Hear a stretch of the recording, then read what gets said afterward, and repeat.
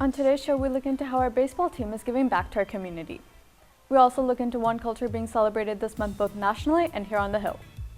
And finally, we look into one athlete who takes it to the next level year-round. These stories and more on this edition of Hilltop News.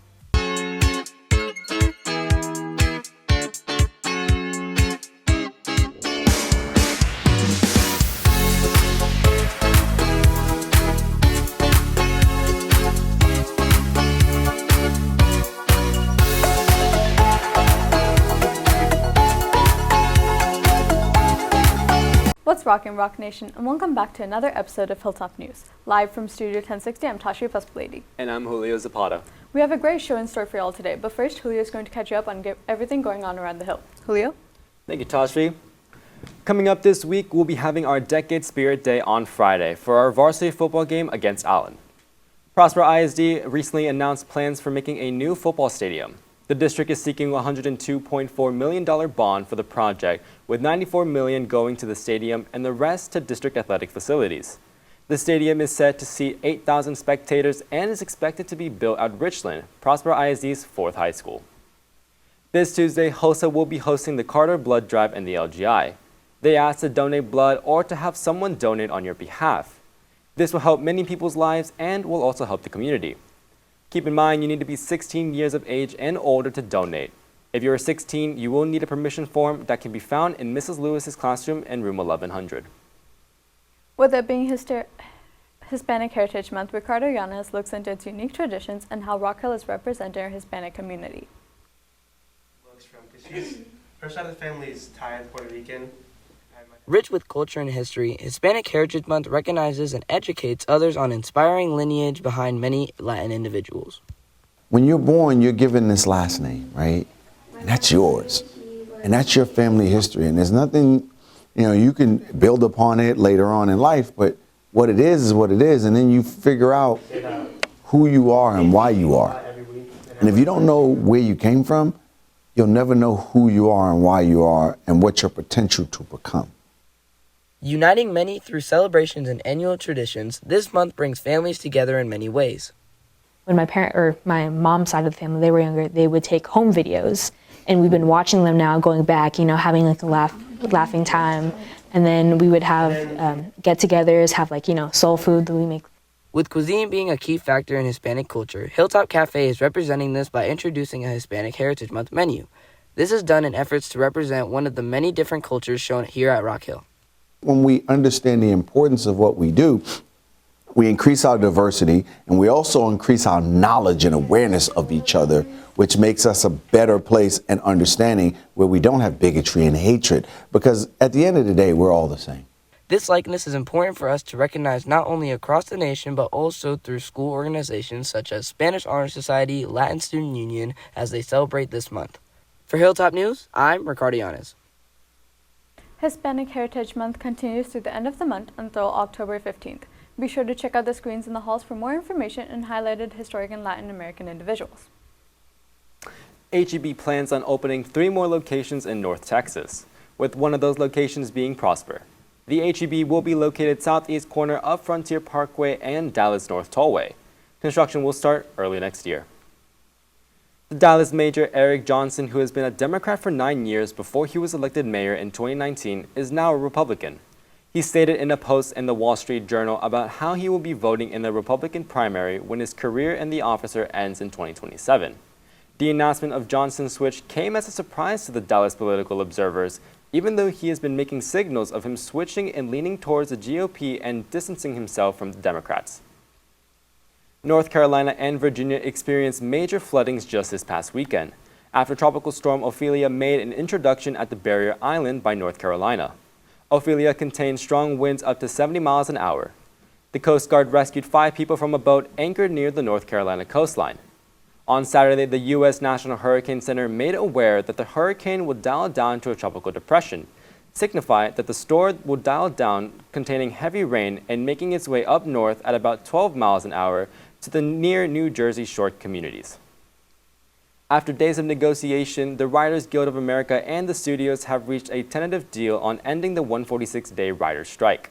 The details of this agreement, affecting around 11,500 WGA members, will be disclosed in the coming days. as it awaits for ratification by the members. This Saturday, our baseball team went out early in the morning to do one of the many service projects they have planned this year. Braden Serenowitz looks into how the baseball team combines community service and team building. It's 9 a.m. on a Saturday morning. While most high school kids are sleeping in, the Rock Hill baseball team is up, volunteering at a local nonprofit. So today we're taking these screws and nails out of these wooden pallets, and then we're organizing them. And there's going to be some second graders coming out here, so we're just making it all safe for them. For years now, we've been coming out to help them with volunteer projects. They need the help. We've got the manpower, so it's just a great opportunity. It's right by the school, and we try and get out here and help them out as much as we can. The players are volunteering at McKinney Roots, a local farm that provides food pantries with fresh, organic food. This opportunity provides the boys with a unique way to grow both as a team and individuals. This is what makes me really happy.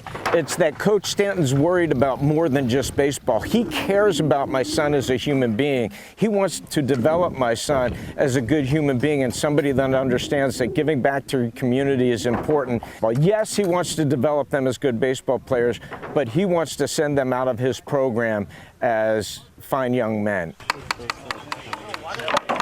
Most of the time, it's kind of a stereotype to be scared of the seniors, scared of the upperclassmen. But in these situations, they get to trust us more, get to know us.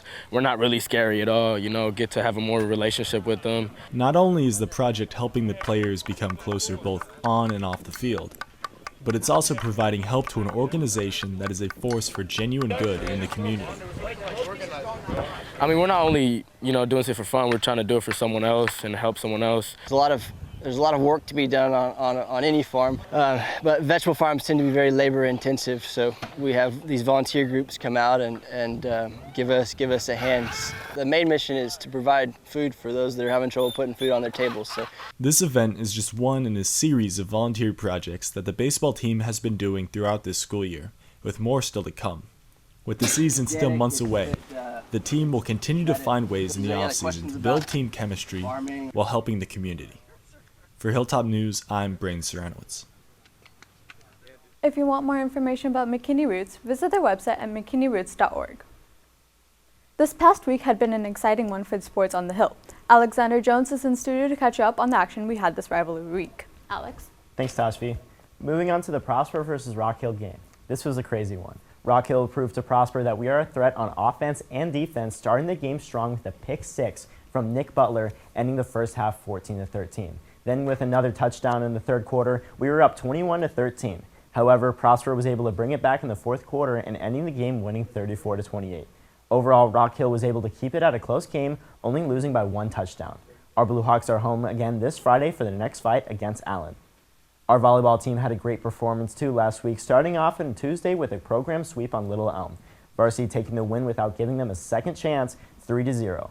The sets were being 25-23, 25-21, and 26-24. Our girls took that momentum into Friday's game against McKinney High on Teacher Appreciation Night when they really had to teach McKinney how to play volleyball, taking the win 3-1. The sets being 26-24, 17-25, 25-20, and 25-23. They plan to keep that ball rolling into tomorrow's game away at McKinney Boyd. Last Tuesday, our tennis team faced off against McKinney High at home. Although we had a tough time in doubles, our team won 11-on-1 in singles, really making a statement, and finished the match winning 15-4. So I think it showed a lot of resiliency in our team and just kind of regrouping and getting back out there and taking care of business. So I was really impressed with the way they bounced back. The tennis team has 2 more district matches left in the season and know they need to win the battle for a playoff position. They play at McKinney Boyd this Tuesday.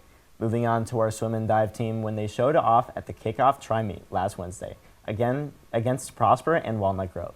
Some outstanding performances come from Matt Van Dussen, who crushed his first 100 free with a time of 56.81. Our girls got second place in the medley relay and boys placed third overall.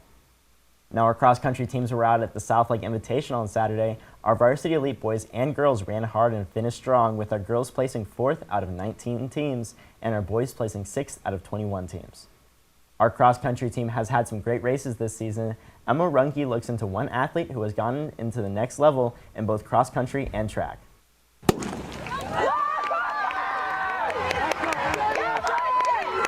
In a sport about pure endurance and stamina, there are runners that stand out, one of them being Logan Dellenbach, placing 5th at Junior Olympics and now running at an elite level for cross country.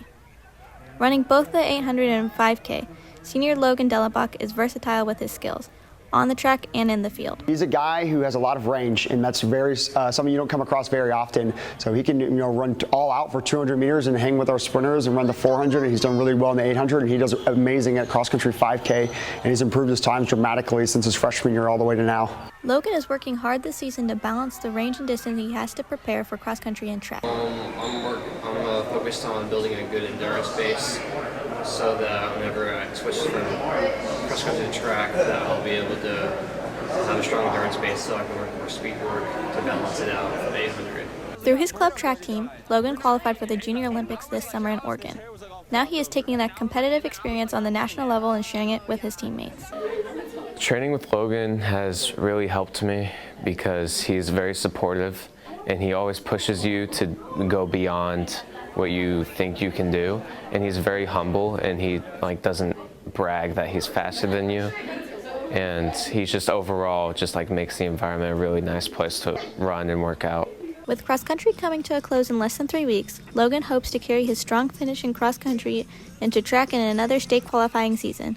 For Hilltop News, I'm Emma Runge. Cross country will be back in action this week on Thursday at Blue Ridge High School, and Saturday they will be traveling to Arkansas. Well, that's all we have for today's show. For Hilltop News, I'm Alexander Jones. I'm Julio Zapata. And I'm Tashvi. Keep rocking, Blue Hawks.